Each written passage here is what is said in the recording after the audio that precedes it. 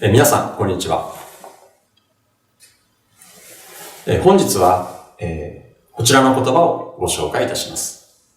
陰徳を積むと読みます。陰徳というのは、何でしょうか。陰徳と反対に陽徳というものがあります。これはですね、陰と陽ですね、まさに。そして、陽徳を積むというのはあまり使われないと思いますね。陰徳を積むというのを、よく使いますし、よく聞くと思うんですね。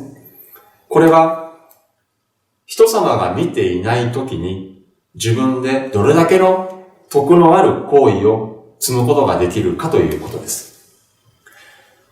人というものは誰かに認められたいという願望を誰しも持っています。そして、認められることによって自分の存在感というものを感じたいんだと思うんですね。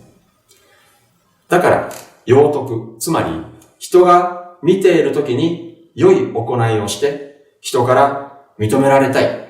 そのような欲を持つのは当然のことだと思うんです。しかし、もっと大切なことは、人が見ていなくても徳を積んでいく。これがですね、本当の徳を積む行だと思います。これがこの陰徳を積むということです。四字熟語にですね、陰徳陽法という言葉があります。陽法の陽というのは太陽の陽です。陽法の法というのは、報告、知らせということですね。つまり、陰徳陽法というのは、陰徳を積んでいる人というのは、いつしか、やはり、どなたかが見てくださっていて、自分に良い報いとなって、帰ってくる。そのような意味なんですね。この陰徳を積む。